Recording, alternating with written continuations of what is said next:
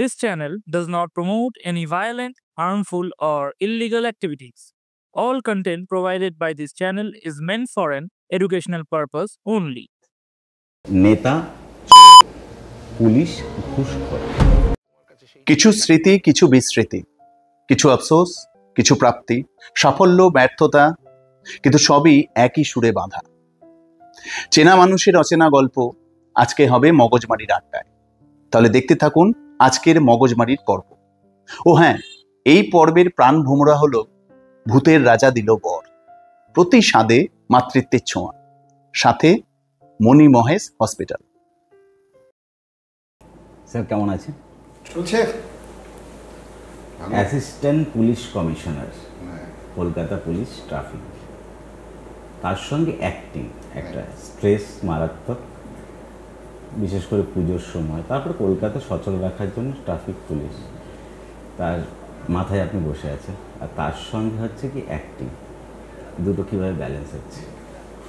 এখন এটা হচ্ছে যে আমি এখন পোস্টিংটা হচ্ছে অ্যাডিশনাল, আমি ACP assistant commissioner police headquarter লালবাজারে বসি।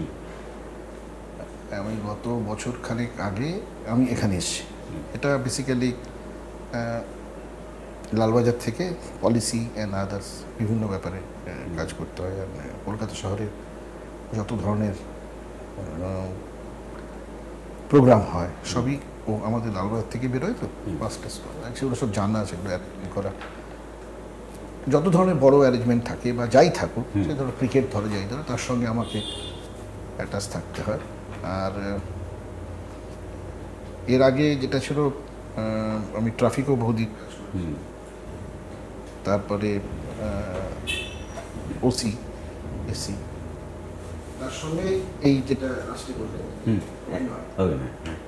একটা প্যাশন থেকে আসে আর কি। তো এটা একটু মানে আমরা বলি যে যে রাঁধে সে চুলো বাঁধে, তো হ্যাঁ, তো ওই রকমই আমারও ওই সময় বার করে প্যাশনটাকে বাঁচিয়ে রাখার জন্য। আমাদের চাকরিতে তো একটু অন্য ধরনের, তাই নিজেকে ভালো রাখতে গেলে তোমাকে অন্য কিছু, মানে চাকরিটা খুব সহজ নয়, টেনশন আছে প্রচুর ধরনের, এবং একটা খুব সোজা কথা বলে থ্যাঙ্কলেস জব আর কি। মানে তুমি যদি কিছু করো তাহলে বলবে এটা করা উচিত, আর যদি কোনো কারণে কিছু পছন্দ না হলে বলবে এটা করতে পারে। তো তার মধ্যে থেকে অভিনয়টা হচ্ছে আমার কাছে একটা ওই তোমার অক্সিজেন দেয়। অক্সিজেন তো আছেই, তার থেকে বড় কথা আমাকে অনেক বেশি সতেজ রাখে। এখানে একটু একটা অন্য কোশ্চেন আসছে আমার, মানে এটা ইন জেনারেল, যেটা পুলিশের সম্পর্কে মানুষের যে ধারণা তৈরি হয়ে আছে সেটা নিয়ে। সমাজের দু শ্রেণীর লোকের, মানে দু ধরনের লোকের, মানে স্পেসিফিক দুটো পেশার লোকদের জন্য এই কথাটা খুব প্রচলিত। এক হচ্ছে গিয়ে একজন পলিটিশিয়ান, মানে রাজনীতি নেতা, আর হচ্ছে গিয়ে পুলিশ। নেতা চোর, পুলিশ ঘুষখোর। এই দুটো ট্রাম মানুষের সঙ্গে, এটা একটা পুলিশ গাড়ি পাশ থেকে চলে গেলে চায়ের দোকানে বসে থাকা তিনজন লোকের কমন আলোচনার বিষয়বস্তু হচ্ছে এটা। এটা কিভাবে, কোথা থেকে, কেন? এটা দেখো, এটা নেতাদের কথা তো আমি বলতে পারবো না, একদম। তারপরে পুলিশের কথা যদি বলতে পারি, আমরা যেটা হয় কি, মানে এটা নয় যে আমাদের সবটাই ভালো, কিন্তু হাতের 5টা আঙুল যেরকম সমান নয়, আমাদের মধ্যেও কিছু খারাপ নিশ্চয়ই আছে। কিন্তু মুশকিলটা হচ্ছে যে মানুষের আমাদের থেকে প্রচুর এক্সপেকটেশন, এবং এক্সপেকটেশনটা লেভেল আপ এক্সপেকটেশন। ধরুন কারো মোবাইল ফোন হারিয়ে গেছে, সে চাইছে তার মোবাইল ফোনটা যত তাড়াতাড়ি হোক খুঁজে বার করা হোক। কারো বাড়িতে চুরি হয়েছে, সে চাইছে তার যত তাড়াতাড়ি চোর ধরা পড়ুক বা আমার মালগুলো উদ্ধার হোক। কারো বাড়িতে খুন হয়েছে, সে চাইছে আমার লোকটা তাড়াতাড়ি খুনি ধরা পড়ুক। কেউ বলছে যে আমার পাড়ায় জল আসছে না, রাস্তা অবরোধ করেছে, সে থানার ওসিকে গিয়ে বলছে আপনি যে করে হোক অবরোধ তুলতে গেলে আপনাকে আগে জলের ব্যবস্থা করতে হবে। ধরুন ঝড় হলো, পাড়ায় কারেন্ট নেই, রাস্তা বন্ধ বা লোকেরা উত্তেজিত, থানাকে গিয়ে বলতে হচ্ছে ঠিক আছে আমি দেখছি সিএসসি বা ডব্লিউবি এসিবিকে বলে যে কারেন্ট আনা হচ্ছে।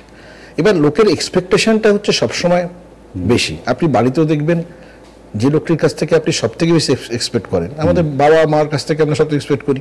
বাবা মা জন্ম দিয়েছেন, মানুষ করেছেন, সবসময় সব দিতে পারে না, আমরা রেগে যাই, বাবার উপরেও রেগে যাই, মার উপরেও রেগে যাই। এবং এই একটা পারসেপশন তো কাজ করে যে পুলিশ সম্পর্কে, সেই পারসেপশনটা হচ্ছে যে লোকটা ধরুন চায়ের দোকানে বসে আপনার পুলিশ সম্পর্কে বলছে, তিনি হয়তো কোনোদিন ফেসই করেননি, কিন্তু he is telling about by going by the perception. Perception is something different. আর প্র্যাকটিক্যাল এক্সপিরিয়েন্সে আপনি যখন থানায় যাবেন, যখন আপনি সেই সাহায্যটা পাবেন, আপনি যে ধরুন সে Covid, I said talk about Covid, কোভিডের সময় আমাদের কি ছিল? পুলিশ, ডাক্তার, তাই তো? আমাদের প্রচুর লোক মারাও গেছে। তো এই যে পুলিশ আর ডাক্তার, পুলিশ প্রচুর লোক মারা গেছে এবং আমরা খাবার পৌঁছে দিয়েছি। ওই সময়টা বড্ড ইন্ডিভিজুয়ালও টেক কেয়ার করা। হ্যাঁ, ইন্ডিভিজুয়াল কেন, আপনাকে বলি যে এই যে বাড়িতে বাড়িতে যাওয়া, ওষুধ কিনে দেওয়া, এবং সেক্ষেত্রে এমন এমন, আমি তখন ছিলাম একটা দিকে বেলেঘাটার দিকটা দেখতাম, বেলেঘাটা, শিয়ালদা, ওইসব দিকে যারা এই সমালোচনা করেন সেরকম মানুষদেরও আমি দেখেছি যে বাবা কোভিডে আক্রান্ত, ছেলে মুখের উপর দরজা বন্ধ করে দিচ্ছে। একই পরিবারে বাবা উপর থেকে আমার যে তলার অফিসারকে বলছে যে আমার খাবার একটু ব্যবস্থা করো, তো বলে আপনার পরিবারে তো লোক আছে, বলে না আমার দরজা খুলছে না। আবার এমন হয়েছে যে খাবারের থালা নিয়ে এসে এরকম দিয়ে চলে গেছে, দেখা করছে। সুতরাং ইন্ডিভিজুয়ালি কি আছে না, আমরা অত্যন্ত ব্যক্তিগতভাবে অত্যন্ত স্বার্থপর প্রত্যেকেই, এভরিবডি। তো আর সেটা আপনি, আর যেহেতু পারসেপশনে মানুষ চলে, পাড়াতে একটা কোনো চুরির ঘটনা ঘটলে প্রথমে যে লোকটা কখনো চুরি করেছিল না, এখন ভালো হয়ে গেছে বা না আছে, তার উপরেই সবসময় আগে সন্দেহ পড়ে। সুতরাং এই পারসেপশন থাকেই। সেই পারসেপশন না থাকলেও আমাদের সমাজকে নিয়ে চলতে হবে, সমাজেরও আমাদেরকে নিয়ে চলতে হবে। সুতরাং পারসেপশন থাকবে, কিন্তু তার মধ্যে আমাদের কাজ এটা করতে হবে। পারসেপশন ম্যাটার করে না আমাদের কাছে। আরেকটা জিনিস যেটা হচ্ছে ট্রাফিক ওরিয়েন্টেড, সেটা হচ্ছে কি যে হেলমেট পরাটা নিয়ে সে বলছে আমি তো আমার পাড়ার মধ্যেই আছি, আমি পাড়ার মধ্যে আমি আর কেন হেলমেট পরবো? এই যেটা ব্যাপারটা এটা হেলমেটটা কেন পরতে বলা হচ্ছে? হেলমেটটা তো পরতে এই জন্যই বলা হচ্ছে যে ধরুন হেলমেটটা পরে কোথাও তো যখন লাইসেন্স পাচ্ছে কেউ মোটরসাইকেল চালাবার, তাদের তো কোথাও লেখা নেই যে পাড়ার মধ্যে হলে তোমার লাইসেন্সের দরকার নেই। তো আপনি তো দু চাকাই চাপছেন। এবার পাড়ার মধ্যে যে আপনার অ্যাক্সিডেন্ট হবে না কোথাও কিছু নেই, তাও হতে পারে, গলির মধ্যে অ্যাক্সিডেন্ট হতে পারে, বড় রাস্তায় এলে অ্যাক্সিডেন্ট হতে পারে, আবার আপনি যখন বড় রাস্তা ক্রস করছেন তখনও হতে পারে। তো বেসিক্যালি প্রথমে বুঝতে হবে যে হেলমেটটা আমি কেন পরছি। হেলমেটটা আমি এই জন্য পরছি টু সেভ মাই হেড। কারণ আমাদের শরীর যদি কোনো অ্যাক্সিডেন্ট হয়, সব থেকে আমি দেখেছি আমার চাকরি জীবনে কঠিন, সব থেকে বাঁচানো সব কথা হচ্ছে, সব থেকে কঠিন হচ্ছে গিয়ে এইসব জায়গায় যদি কখনো মাথায় লেগে যায় তাহলে খুব ডিফিকাল্ট। আপনার শরীরের পা ভাঙলো, হাত ভাঙলো, ম্যানেজেবল, কিন্তু যে মুহূর্তে আপনার এই মাথায় লাগলো, ফেটে গেল, এইসব জায়গায় গেল, তো হেলমেট তো বেসিক্যালি এটাকে বাঁচায়। তো এই জন্য আমরা হেলমেট পরতে বলি, এর সঙ্গে অন্য কোনো কারণ নেই। পাড়া মানে সেখানে অ্যাক্সিডেন্ট হবে না, আর পাড়া মানে সেখানে রাস্তায় লোকেরা আসবে না, এখান থেকে ক্রস করে লোকে যেতে গেলে অন্য গাড়ি ধাক্কা মারবে না, এটা আমার মনে হয় না। হেলমেটটা আমি বলবো সবার জন্যই পরা উচিত। Helmet is such a thing. কলকাতায় বিভিন্ন সময় যে আমাদের এই পুজোগুলো হয়, এই পুজোগুলোতে কিরকম মানে পুলিশি ম্যানেজমেন্টে কিভাবে হয় করেন আর কি? কলকাতা শহরে যে পুজো হয় গত 4-5 বছরে, এটা একটা মানে হাইস্ট লেভেলে ক্রাউড চলে গেছে, ক্রাউডেড কালেকশন, এবং প্রায় 1 কোটি 2 কোটি লোক প্রতিদিন শহরে আসছেন। এবং পুজোটা প্র্যাকটিক্যালি এখন এমন হয়ে গেছে যে অনেক আগে থেকেই হয়, কারণ আমাদের সরকারও পুজোটাকে একটা কার্নিভাল এসে গেছে। এই সমস্ত মিলে এই যে কার্নিভাল, তারপরে পুজোতে সমস্ত বাইরের লোকের আসা, প্রচুর ফরেনার্স আসে এখন কার্নিভালে, এবং প্রায় মহালয়ার পর থেকে পুজো শুরু হয়ে যায়। পুজো তো একটা উৎসব, এখন মোর দ্যান উৎসব। এবং সেখানে ভারতবর্ষ কেন, পৃথিবীতে খুব কম এরকম আছে যে কোনো উৎসব যেখানে 7 দিন 10 দিন ধরে চলে এবং এখানে এতগুলো লোকের ইনভলভমেন্ট। এবং সেক্ষেত্রে একটা কথা ভাবতে হবে, ওখানে কিন্তু প্রচুর লোক যারা গ্রাম থেকে আসেন, বিভিন্ন রাজ্য থেকে আসেন, তারা তো কলকাতা শহর সম্পর্কে জানেন না। কলকাতায় যারা আছেন সেখানেও আপনার সোশিও ইকোনমিক লোকেদের মধ্যে তফাৎ আছে, একদমই অনেক ধরনের মানুষ আপনি জানেন আছে, বস্তিতে থাকেন, কেউ বড় বাড়িতে আছেন, সবাই কেউ গাড়িতে বেরোচ্ছেন, কেউ হেঁটে বেরোচ্ছেন। তো তাদেরকে ম্যানেজ করাটা একটা কিন্তু খুব কঠিন ব্যাপার, কিন্তু সেটা কলকাতা পুলিশ খুব সাকসেসফুলি বছরের পর বছর করছে। কারণ সেটা করতে করতে একটা মাস্টার জায়গায় চলে গেছে। আমাদের প্রচুর আগে থেকে প্ল্যানিং থাকেন। আমাদের মাননীয় মুখ্যমন্ত্রী একটা মিটিং করেন আমাদের নেতাজি ইন্ডোর স্টেডিয়ামে, সেখানে সমস্ত পুজো কমিটিগুলোকে ডাকা হয়, গাইডলাইন্স উনি ঠিক করে দেন। সেই গাইডলাইন্সগুলো নিয়ে এবং সরকার, পশ্চিমবঙ্গ সরকারের যে গাইডলাইন্স, তার সঙ্গে কলকাতা পুলিশ মিশে ডিভিশন ডিসিরা, লোকাল থানার ওসিরা বিভিন্ন পুজো কমিটির সঙ্গে বসে দিনের পর দিন এটাকে মিটিং করে এটা ফাইনালাইজ করেন, করে আমরা এটা আমাদের সব থেকে, it's a show off Kolkata police and the government, এটাকে আমরা একদম সিস্টেমেটিক্যালি ইমপ্লিমেন্ট করি। সেই ইমপ্লিমেন্টটা হচ্ছে ধরুন ব্যারিকেডিং, কোথাও গার্ড রেল প্লেস করা, একটা জায়গার এন্ট্রি এক্সিট ঠিক করা, যে এন্ট্রি কোনটা দিয়ে এন্ট্রি হবে, কোনটা দিয়ে এক্সিট হবে। আবার এন্ট্রি আমাদের নিয়ম হচ্ছে যে এন্ট্রি যাই হোক এক্সিটটা বড় হতে হবে। সেখানে আমাদের যে সিনিয়র অফিসার্সরা তারা সব গিয়ে বিভিন্ন সময়, এই সিনিয়র অফিসার্সরা বিভিন্ন সময় গিয়ে ওই সব জায়গাগুলো ভিজিট করেন। আমাদের সিপি সাহেব ভিজিট করেন, কমিশনার অফ পুলিশ, আপনার জয়েন্ট সিপি হেডকোয়ার্টার ভিজিট করেন, ডিভিশনাল ডিসিরা ভিজিট করেন। তো প্যান্ডেলটা আমরা প্রতিবারে গিয়ে বিভিন্ন লোকের সঙ্গে দেখে, বড় বড় পুজো প্যান্ডেল যেখানে ধরুন সাউথে সে ধরুন সুরুচি সংঘ, কি বেহালার দিকে কিছু পুজো, চেতলা অগ্রণী, দেশপ্রিয় পার্ক, নর্থে আজকাল টালা প্রত্যয়, Santosh Mitra square, college square, মহোদারি park. আপনি আবার এদিকে চলে আসুন কেন্দুয়াতে, পাটুলিতে এবছর থেকে খুব বড় পুজো হচ্ছে, বেলেঘাটাতে বড় বড় পুজো, সেন্ট্রাল অ্যাভিনিউর উপরে জগৎ মুখার্জি পার্ক, কুমারটুলি, আহিরিটোলা, এদিকে তেলেঙ্গা বাগান ইস্টে, সন্ধানী।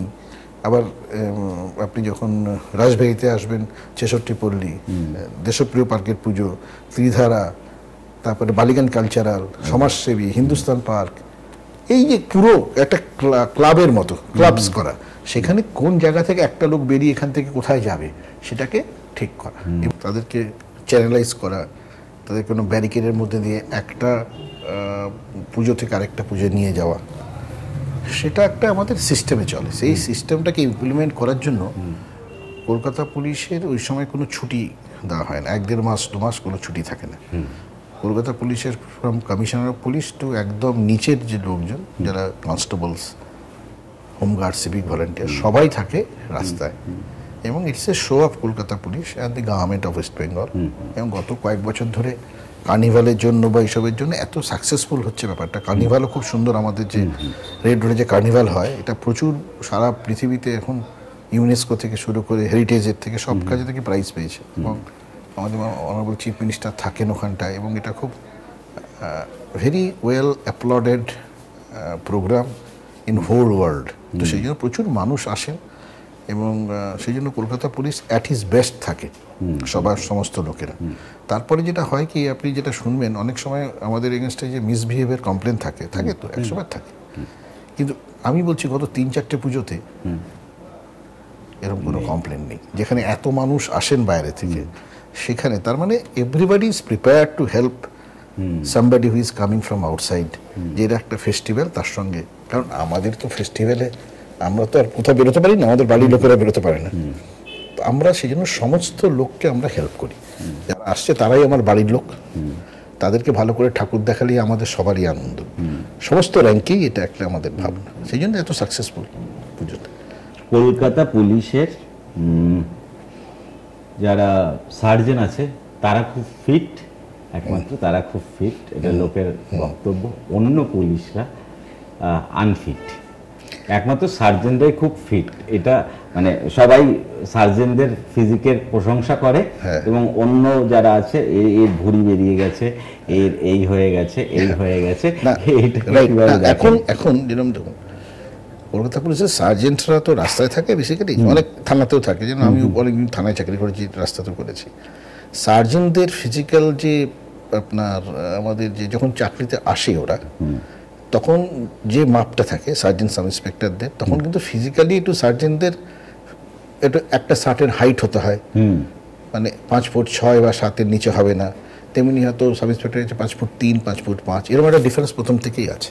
কিন্তু বাকিটা আমাদের এখন ইয়ং যা ব্র্যান্ড ছেলেমেয়েরা আছে, সাব ইন্সপেক্টর বলুন, সার্জেন্ট বলুন, যেহেতু সার্জেন্টদের আপনি রাস্তায় বেশি দেখতে পান, আর যেহেতু ওরা একটা গেটাস পরা, তারপরে লাল বুলেট, এর একটা আলাদা ইম্প্যাক্ট তৈরি করে।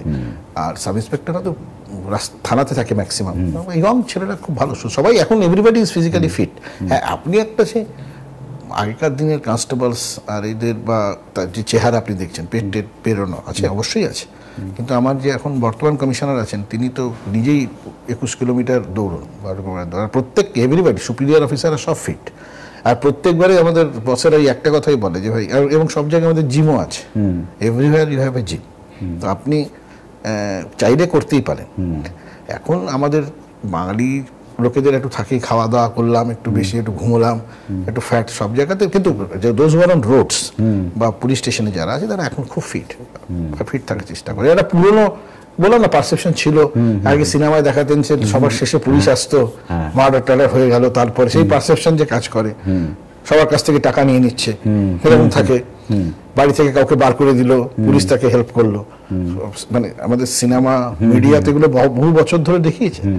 এখন কনসেপ্টটা চেঞ্জ হচ্ছে, এখন তো দেখুন যে কোনো সাব ইন্সপেক্টর, যে কোনো ইন্সপেক্টরকে হিরো করেই সিনেমা হচ্ছে, এবং OTT is one of the platform যেখানে সমস্ত জায়গাতেই এগুলো হয়। You think about Kohrra, you think about the film like Dahaad, যে সমস্ত ছবি হয়েছে, you think about Paatal Lok, I am going to the OTT, বা দাবান থেকে শুরু করে আপনি যে আসুন, শাহরুখের ছবি যাই থাকুন, সিনেমা তো এখন কনসেপশন চেঞ্জ হচ্ছে, and days will come the perception will be change, আর সেটা এইভাবেই সম্ভব সোসাইটিতে।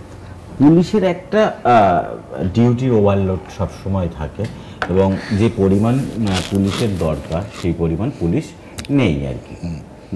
আপনাদের সোশ্যাল লাইফ যেটা আছে আর কি, ফ্যামিলি লাইফ, সেটা ব্যালেন্স করাটা কতটা ডিফিকাল্ট?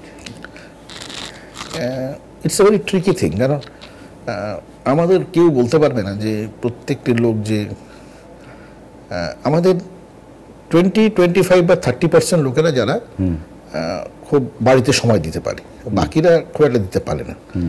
এবং সব থেকে বড় কথা হচ্ছে যে আপনার ছুটি তো সবসময় পাওয়া যায় না, প্রচুর ছুটি বন্ধও থাকে, মানে ছুটি আপনি you are allowed to get leave, but যেহেতু শহরে বিভিন্ন অনুষ্ঠান থাকে, ইলেকশন থাকে, আপনি সে সময়টা ছুটি পাবেন না। কারণ এই জন্য আমাদের চাকরিতে প্রথমেই যখন আসছেন তখন বলেই দেওয়া হচ্ছে ইটস 24 আওয়ার্স জব, তারপরে আপনাকে যা ছুটি দেওয়া হচ্ছে বা তার সঙ্গে যেটা আছে সেটা আপনার প্লাস। এবং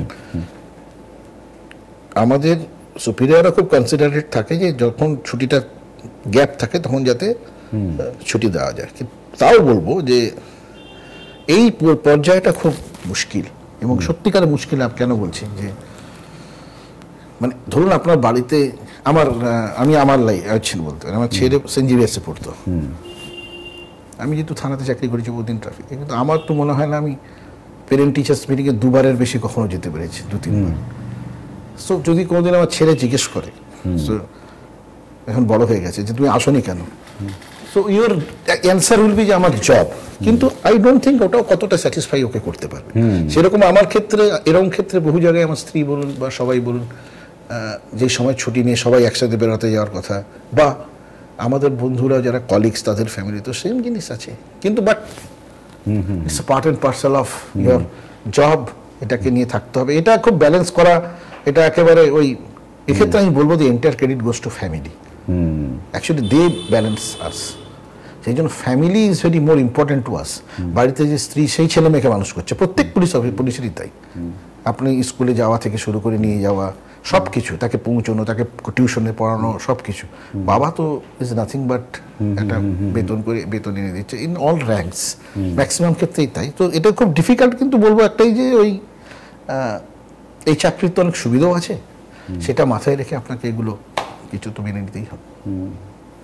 পুলিশকে কি মানুষের ভয় করা উচিত? এখন তো সেই সময় সেই ইয়ে থেকে বেরিয়ে এসছে। এখন আমাদের এত সোশ্যাল পুলিশের কমিউনিটি পুলিশিং থাকে যে সেগুলো থেকে মানুষ বেরিয়ে এসছে। কারণ এখন ফ্রেন্ডলি, অনেক বেশি বন্ধু। মানে ধরুন আমি মানে আমার মতো 90% সবাই তো একই সমাজেরই প্রোডাক্ট, কিন্তু আর চাঁদ থেকে কেউ আসেনি। আর এখন লোকেরা এটা বুঝে গেছে যে, এটা তো লোকেরা জানে যে একটা পুলিশ অফিসার আইনগতভাবে কতটা কি করতে পারে, আর যে লোকটি যাচ্ছে তারও কত আইনগত অধিকার আছে। সুতরাং এটা সেই এখনকার আগের দিন নেই যে আমি আপনাকে ভয় দেখিয়ে অ্যারেস্ট করিয়ে দেবো, এসবের দিন নেই। আপনি জানেন যে আপনার কাছে একটা নোটিশ যদি আমরা পাঠাই, সেই নোটিশটা কতটা কাজে লাগবে, কোনটা উইটনেসের নোটিশ, কোনটা অ্যারেস্টের নোটিশ, কোনটা কখন কাকে আমি অ্যারেস্ট করতে পারি। কারণ আপনার কাছে এখন প্রচুর অপশনস আছে যে নেওয়ার। একটা সময় ছিল যে আপনি কিছু জানতেন না, পুলিশ ডেকে পাঠালো মানে একটা ভয় পেলো, কেন ডাকছে, আমাকে কি অ্যারেস্ট করে নেবে? অ্যারেস্ট তো অত সহজে করা যায় না। তো দেয়ার আর সাম প্রসিডিওরস। তো এখন লোকের সঙ্গে অনেক রিলেশন অনেক বেটার হয়ে গেছে। আবার যে টোকটা আগে বলছিলাম যে সোসাইটির চেঞ্জেস হচ্ছে, এই পারসেপশনগুলো আস্তে আস্তে মানুষের মধ্যে বদলাচ্ছে। আগে পুলিশকে দেখলে যে একটা অ্যাভয়েডিং টেন্ডেন্সি থাকতো, সেরকম তো এখন আর নেই। এখন এরাও বুঝে গেছে যে ভাই আমারই ভাই, আমার বাড়ি থেকেই এসছে, আমারই বোন যারা চাকরি করছে এসছে। এবং এখানে একটা বড় কাজ হচ্ছে হেল্পিং হ্যান্ড, মানে I am there to help, আমি আপনাকে হেল্প করতে এসছি। এটা মানে আমাদের প্রধান কাজ হচ্ছে মেট্রোপলিটন পুলিশের লোক হিসাবে। এখানে I M A police officer or I M A policeman to help my citizen, fellow citizen, not to harass, not to harass her, not to pull them. এটা হচ্ছে মূল মন্ত্র। আমি আপনাদেরই আরেকজন কলিগ সুশান্ত ধর, হ্যাঁ সুশান্ত আমার সিনিয়র, সুশান্ত আগের ব্যাচ। তো তার আমি একটা ইন্টারভিউ করেছিলাম, সেখানে উনি একটা মানে পুলিশের সিস্টেম নিয়ে উনি একটা কথা বলেছেন যে আমাদের পুলিশ সিস্টেমে যেহেতু আমাদের পুলিশ, ওনার কথা অনুযায়ী ব্রিটিশ ল এর বোধহয় আমাদের যে র্যাঙ্কিং সিস্টেম আছে এটা ব্রিটিশ ল এর থেকেই নেওয়া আছে। তো সেখানে কোনো লো র্যাঙ্ক থেকে টপ লেভেলে যাওয়ার কোনো উপায় নেই, টপ লেভেলটা উপর থেকে ইম্পোজ করা হয়। তো আপনার এটা নিয়ে কি বক্তব্য? মানে আপনার, ওনার যেমন বক্তব্য হচ্ছে যে এমন কিছু সিস্টেম চালু হোক যেটা হচ্ছে একজন লো লেভেল থেকে একদম টপ লেভেলে যেতে পারে। দেখছি আইএস আইপিএস এটা উপর থেকে ইম্পোর্ট করা হচ্ছে, মানে টপ লেভেলটা উপর থেকে আসছে, নিচ থেকে উপরে যাওয়ার কোনো রাস্তা নেই। সেটা কি আপনার এখন তো ধরুন এটা আবার বলতে হবে যে আমাদের মানে যে সমস্যাটা ছিল সেটা অনেকটা মিটে গেছে। কারণ এখন তো আমাদের এখনকার সরকার, মানে এটা বলতে পারি, এটা নিয়ে কোনো ডাউট নেই, এই সরকারের থেকে তো প্রচুর লোক এখন জেলার এসপিও হচ্ছে, ডাব্লিউবিসিএস থেকে যারা আগে কম হতো, প্রচুর জেলার এসপি মাননীয় মুখ্যমন্ত্রী করে দিয়েছেন। আমাদের র্যাঙ্ক থেকে যেরকম প্রচুর ডিসি হচ্ছে, আগে যেটা খুব কম ছিল, প্রচুর ডিসি হচ্ছে এখন। সো আপনি একটা জায়গায় পৌঁছচ্ছেন, প্রমোশনাল স্কোপ বাড়ছে। আর এই ইন্ডিয়ান যে আইএস আইপিএসদের যে বা অন্যদের সিস্টেম, সেটা তো ইউপিএসসি দেওয়া, সেটা শুধু আমার স্টেটের জন্য, সব স্টেটেই, ভারতবর্ষের সর্বত্রই হয়। এবং হয়তো একটু যে স্টেটের থেকে লোকেরা যদি মানে সেই এরিয়ার সঙ্গে একটু বেশি করে জানা, ছোট থেকে বড় হওয়া লোকজন হলে সে অনেক বেশি ফিলিং তার থাকবে সেই জায়গাটা সম্পর্কে। আর একটা লোক 25-26 বছরে আসার পর তার একটু সময় লাগবে, 8-10 বছর সবাইকে বুঝতে, এটা একটা ফ্যাক্টর। কিন্তু তাহলেও সর্বভারতীয় পরীক্ষাতে এটা তো কিছু করার নেই। এখানকার লোক যখন কেরালে যাচ্ছে, প্রচুর বেঙ্গল ক্যাডারের অফিসার, বেঙ্গল অফিসার কেরালে আছেন, তেমনি প্রচুর অন্য স্টেটের অফিসাররাও কেরালে আসেন। তো ইটস পার্ট অ্যান্ড পার্সেল। আমার এটাতে খুব একটা মনে হয় না সমস্যা হয়, আমার ব্যক্তিগতভাবে মনে হয় না কোনোদিন কোনো সমস্যা হয়েছে। সেফটির দিক থেকে ওয়েস্ট বেঙ্গল আর কলকাতা, মানে ওয়েস্ট বেঙ্গলের পার্টি শুরু কলকাতা, কিভাবে আপনি এটাকে অ্যানালাইসিস করছেন বা দেখছেন?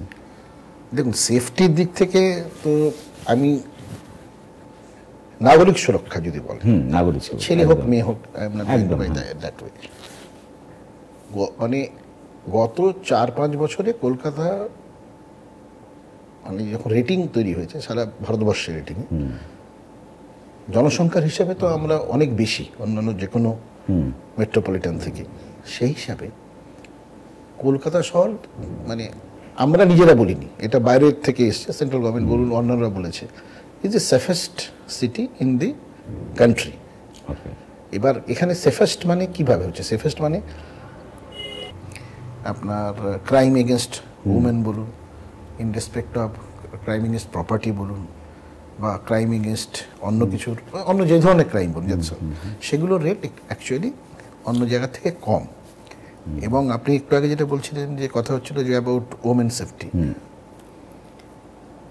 এই ওমেন সেফটির ব্যাপারে একটা কথা বলতে পারি যে মেয়েরা অন্যান্য জায়গা থেকে এখানে অনেক বেশি নিরাপদ একটাই কারণে, যে এখানে কিন্তু মানে কলকাতা পুলিশের ক্রেডিটে তো আছেই, কলকাতা পুলিশ তো থাকছেই পাশে, সাধারণ মানুষ অনেক সচেতন।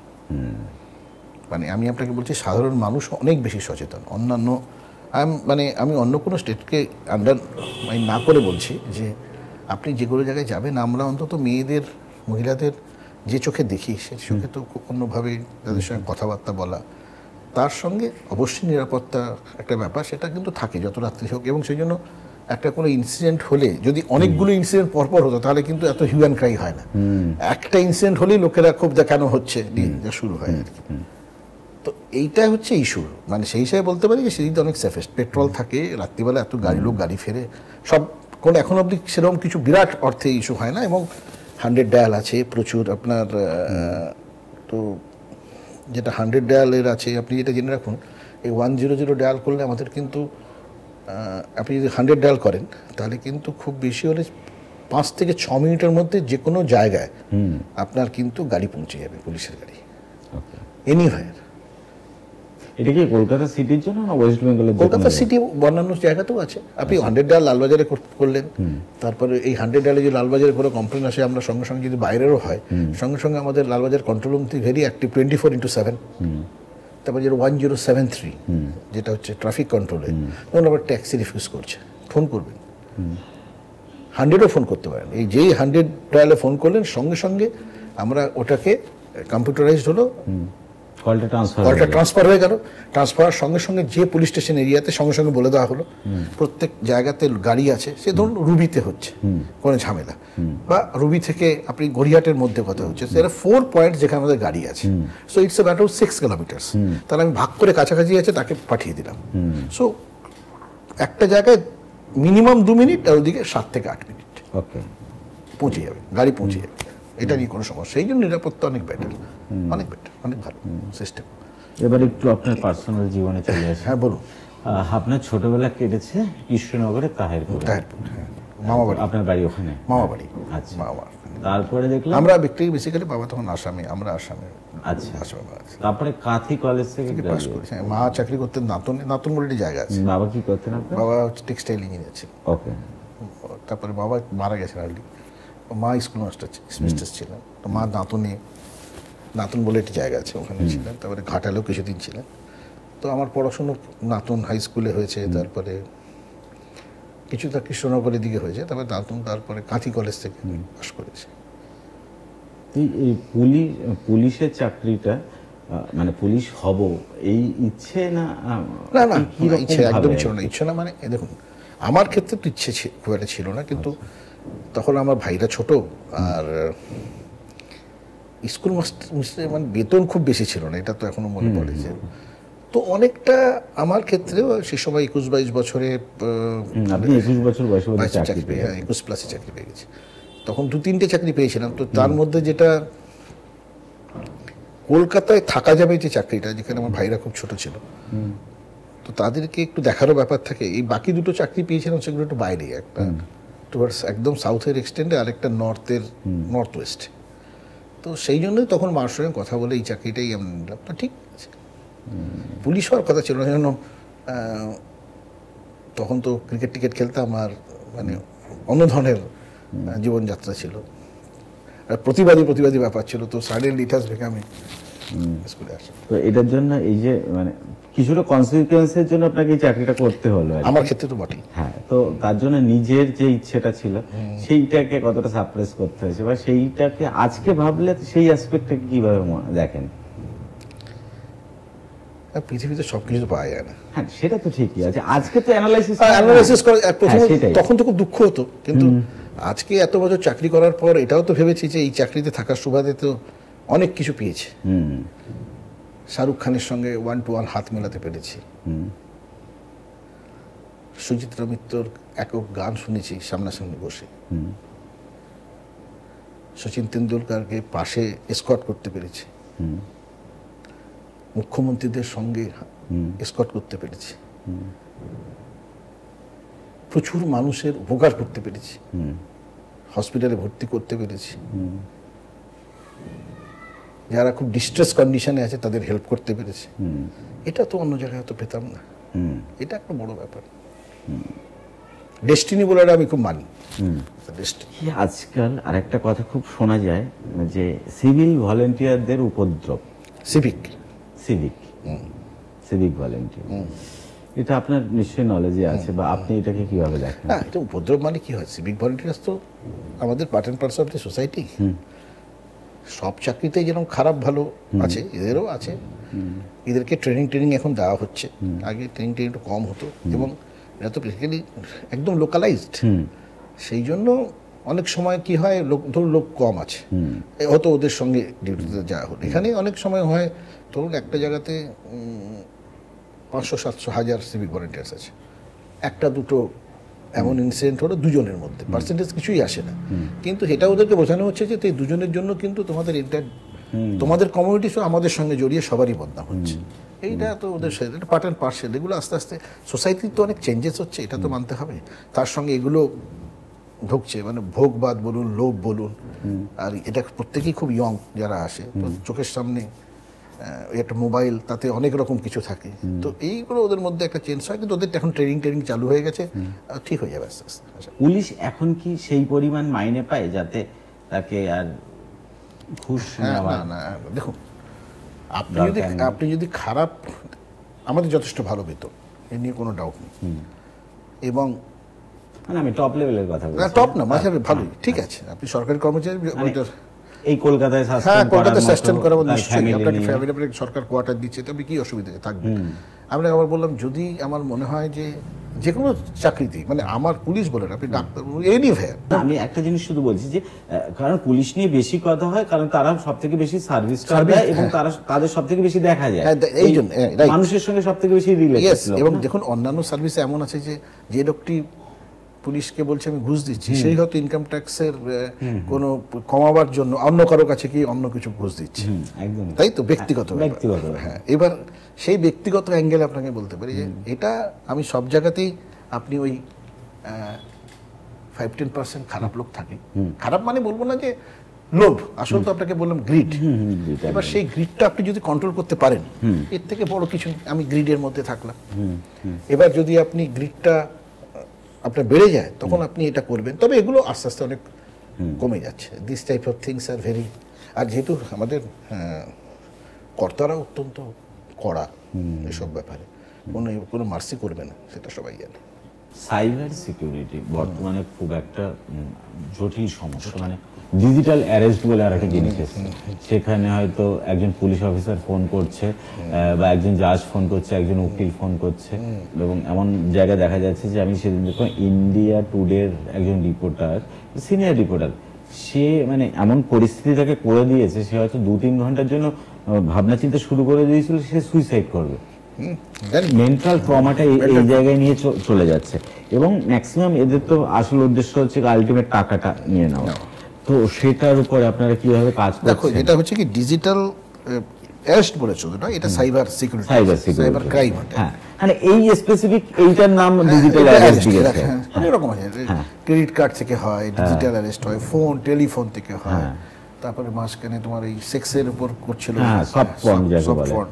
তো এখন যেটা আছে, এইটা থেকে অ্যাভয়েড করার একমাত্র উপায় হচ্ছে যে, দেখো প্রথম কথা হচ্ছে ব্যাংক থেকে না বা পুলিশ থেকে এরকমভাবে কেউ তোমাকে ফোন করবে না, এটা জেনে রেখো, এটা কেউ করবে না। তোমাকে হয় নোটিশ দেবে, একটা কাগজ আসবে অফিসে, বা লোকাল থানা থেকে কেউ গিয়ে পৌঁছবে তোমার বাড়িতে যে আপনার এইটা আছে। এই হলো এক। 2 নম্বর হচ্ছে, আমি একটা কথাই বলবো যে আননোন লিঙ্ক আননোন ফ্রেন্ডস যাদের চিনি না, তাদেরকে কোনো অবস্থাতেই আমি আমার Access দেওয়া মোবাইলে যাবে না। অ্যাক্সেস করবো না, দেবো না কোনো অবস্থাতে, কোনো লিঙ্কে নয়। একদম। এক নম্বর।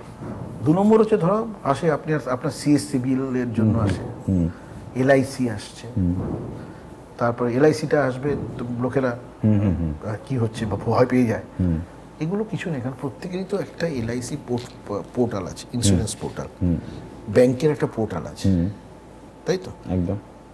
আর রাত্রিবেলা লোকেরা কেন করবে ব্যাংকের থেকে? কোনো কারণ নেই। সকাল 6টায় ব্যাংকের লোক এমন এফেক্টিভ হয়ে জানি যে ফোন করে বলবে যে আপনি আমাকে এই দিন।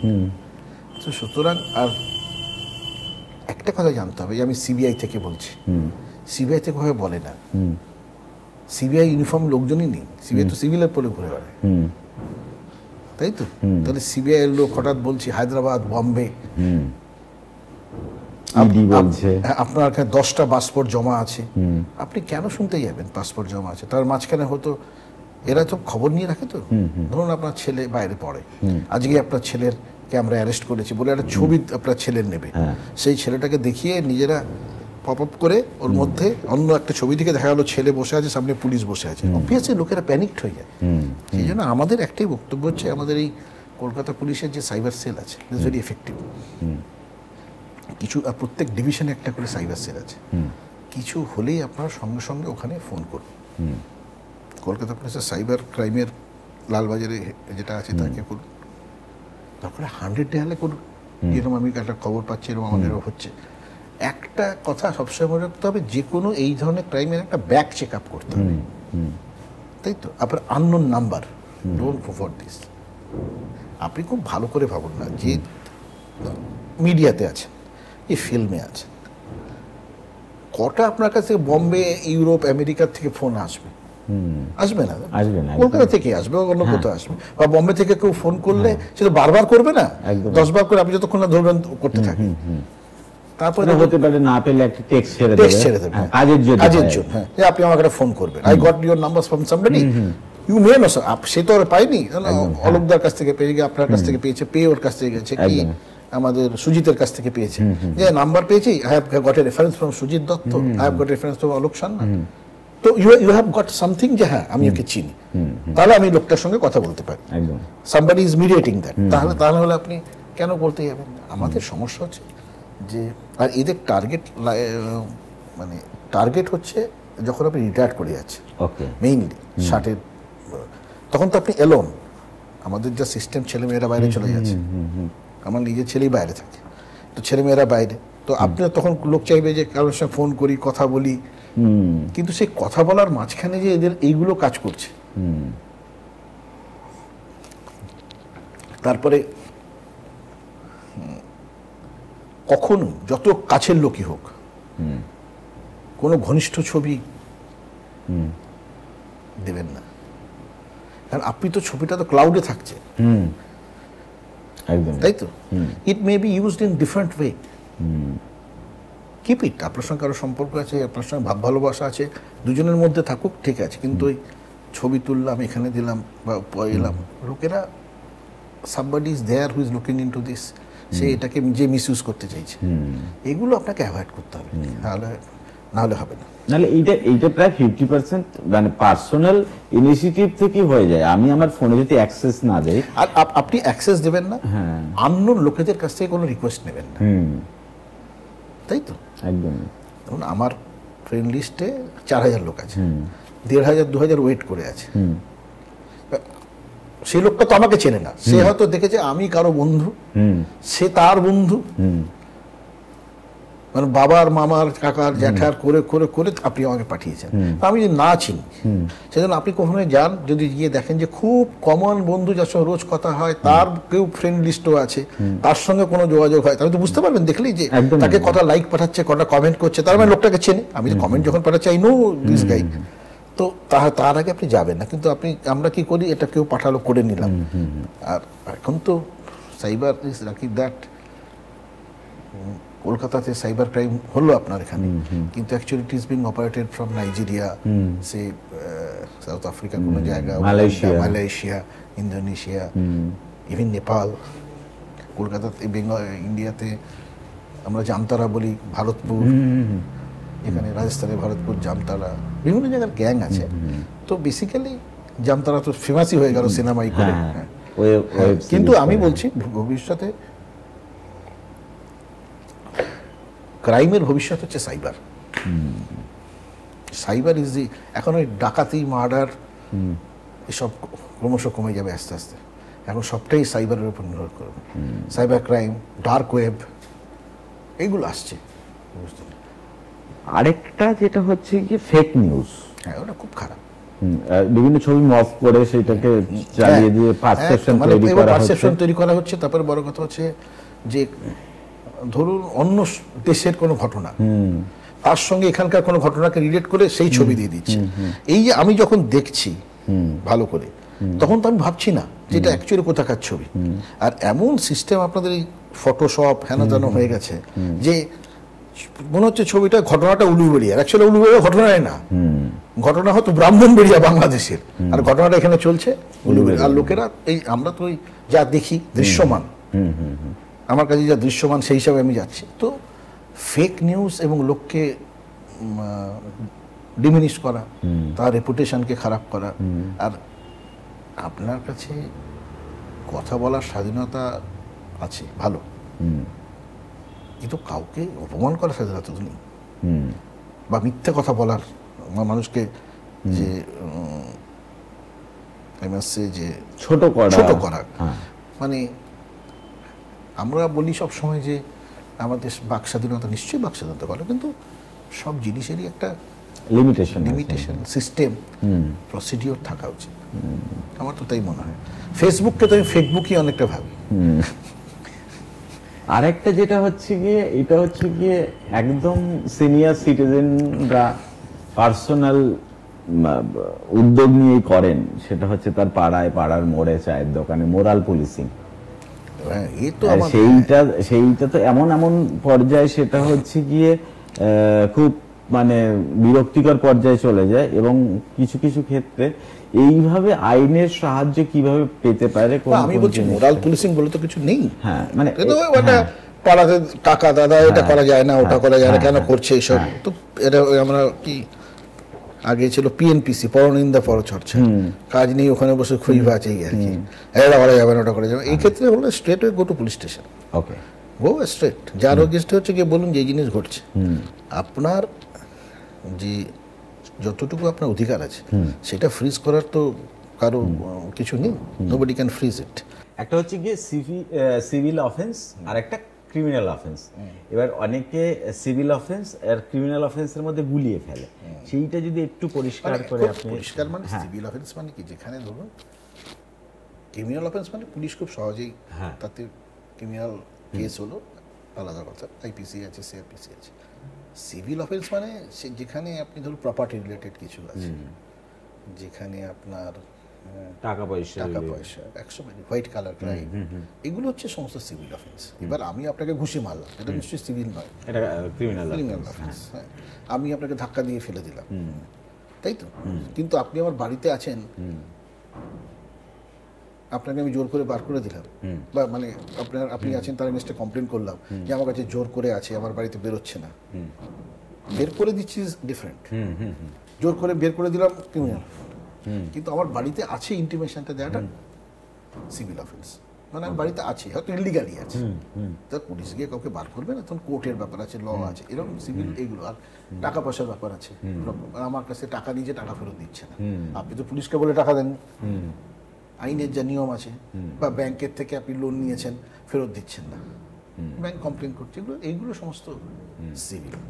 আর যেখানে আমি মারপিট করছি, যেখানে আমার লাইফ থ্রেটের সমস্যা আছে, যেখানে চুরি হয়েছে, ডাকাতি হচ্ছে, যেখানে আমাকে গলার হাড় ছিনতাই হচ্ছে, এখানে মোটর সাইকেলে কেউ এসে ধাক্কা মারছে, তারপরে যেগুলো স্টকিং করছে, বা যেগুলো আইনসম্মত যা যাচ্ছে, যেখানে আমার মানে লাইফের উপর একটা মানে আমার নিজস্ব অধিকার ফিল্ড হচ্ছে, যেখানে তার মধ্যে ক্রিমিনাল অ্যাক্ট আছে, যেখানে ক্রিমিনাল অ্যাক্ট আছে, ক্রিমিনাল কেস আসবে।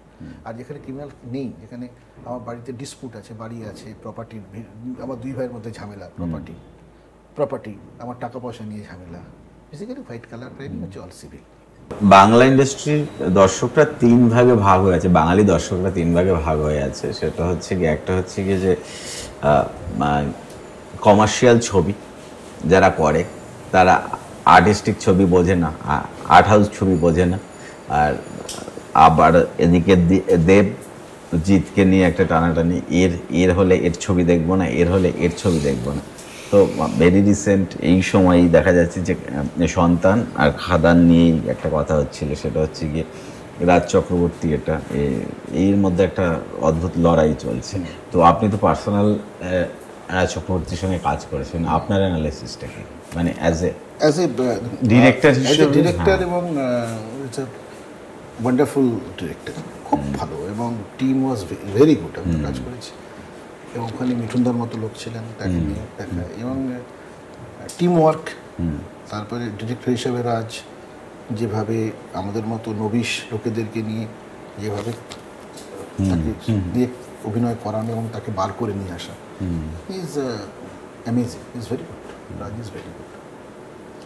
বই পড়া হয় আপনার? প্রচুর বই পড়ি, প্রচুর, মানে টাইম হয়ে যায়? আমার অফিসে বই রাখা থাকে। ওকে। বই পড়ি, বই হচ্ছে আমার একেবারে সিনেমার বই। এই হচ্ছে আমার মানে এই চাকরির যে অ্যাংজাইটি বলুন, আমার চাকরি তো সোজা না, অ্যাংজাইটি আছে। এই অ্যাংজাইটি বলুন, এই চাকরির যে টেনশন বলুন, এটা অনেকটা ভেন্টিলেট হয় এই সিনেমার বই। তো আমরা মোটামুটি শেষ পর্যায়ে চলে এলাম, সব জিনিসগুলোই বোধহয় আমরা একটু একটু টাচ করে চলে এসেছি। কিন্তু এটা অনেকটা বড় একটা জায়গা, তো তো অনেক বড়, মানে আমার খুব ভালোই যে এখানে সুজিতের, এটা তো সুজিতদের ইনিশিয়েটিভ বলেছিল, তখন আমি বলেছিলাম যে একবার নিশ্চয়ই আমরা সুজিত তো খাদান ওয়াজ, এটা ওই সময় আপনি দেখেছেন খাদান? হ্যাঁ, Khadaan is very good. I told him also কি acting was superb, and direction and the entire cinematography, জায়গাটা, লোকেশন was very good। এবং এটা বাংলা সিনেমা এরকম তো কম হয়েছে, বাংলা সিনেমা খুব, আমি তো বলবো বাংলা সিনেমার জন্য ভালো। এই যে খাদান, সন্তান, বহুরূপী, এইসব পরপর সিনেমা যে হচ্ছে, বহুরূপী তো পুলিশ ওরিয়েন্টেড একেবারে, খাদানে অনেক বেশি এইসব ব্যাপার। সন্তান একেবারে ফ্যামিলি ড্রামা, স্বপ্নময় লেনও একেবারে ফ্যামিলি ড্রামা। তো এর দেখে যে আমার মনে হচ্ছে যে ভালো, এই যত আপনার কম্পিটিশন থাকে, ট্রোল তো থাকেই, ওগুলো ছাড়তেই হবে। ট্রোল ছেড়ে দিলেও এটা খুব ভালো সাইন যে বাংলা সিনেমা দেখেন। বাংলা তো একটা সময় বাংলা তো রুল করতো, বাংলা সিনেমায় সমস্ত মিউজিকে, এখন মিউজিকে বম্বেতে যায়, যেখানে যে বাঙালিদের ট্যালেন্ট দিয়ে তো নোবডি ক্যান কোশ্চেন। এবার সব জায়গাতেই বাঙালিরা যে, মানে যদি বাঙালি বড় বড় অ্যাক্টার, তারা তো হয়তো বম্বে গিয়ে সেভাবে, অ্যাপার্ট ফ্রম এখন তো শাশ্বতবাবু বা যিশু, এরা সব এখন যাচ্ছে, এখন অনেকেই চলে গেছে ওখানে, এবং তারা গিয়ে টেকনিক্যালি যে কোনো ছবি ভালো, হিন্দি বা হিন্দিতে যতই টেকনিক্যাল পার্টটা যেটা বলছে, আমি অ্যাক্টিং পার্টি যাচ্ছি না, সেগুলো সবই বাঙালিরাই ডমিনেট করে। সিনেমাটোগ্রাফি বলুন, সাউন্ড বলুন, সবটাই করে। তো সুতরাং বাঙালি এইসব ব্যাপারে অত্যন্ত, সত্যজিৎ রায়ের লেগাসি আছে, যেখানে ঋত্বিক ঘটকের লেগাসি আছে, মৃণাল সেন আছে, কটা স্টেটে এর এত সঙ্গে এতগুলো, ঋতুপর্ণ ঘোষ, উত্তম কুমার, সৌমিত্রবাবু, কটা জায়গাতে লোকেরা এরকম আছে। সুতরাং লেগাসি আছে, এবং বাংলা সিনেমার জন্য আমি তো বলবো খুব ভালো এই ধরনের পরপর ভালো ছবি হওয়ার খুব দরকার, যেটা কমার্শিয়ালি হিটও হতে হবে। Pather Panchali is very classical, but commercial is hit, commercially খুব হিট ছবি। ওইভাবে ভাবতে হবে, ভালো ছবি করলে কিন্তু লোকেরা, আমার ব্যক্তিগত ধারণা, লোকেরা কিন্তু যাবে সিনেমা দেখতে। এটা আমার মানে মাই পারসেপশন, এবং আমি লোকেদের সঙ্গে কথা বলেও দেখেছি, ভালো সিনেমা হলে লোকেরা যায়। মানে আপনি মূলত যা ছবি হয় সবগুলোই একদম দেখেন? চেষ্টা করি, সব দেখার চেষ্টা করি। আমি ইংরেজি ছবিও প্রচুর দেখি, কিন্তু যে ছবি বাংলায় বেরোয় আমি চেষ্টা করি, প্রিমিয়ার তো চেষ্টা করে যাওয়ার, ডাক পেলে তো যাই, বা কোনো কারণে না পেলেও পরে দেখেন। খুব ভালো। কেমন লাগলো আজকের পর্ব? আপনাদের মতামত কিন্তু অবশ্যই আমাদের জানান। আর এই রকম নতুন মানুষের নতুন গল্প জানতে অবশ্যই চোখ রাখুন মগজমারির ইউটিউব চ্যানেলে। ও হ্যাঁ, আমাদের হাত শক্ত করে ধরে রেখেছে ভূতের রাজা দিল বর এবং মণিমহেশ হসপিটাল। তাই সুস্থ থাকুন, ভালো থাকুন। আবার দেখা হবে অন্য কোনো দিন, অন্য কোনো আড্ডায়। ধন্যবাদ।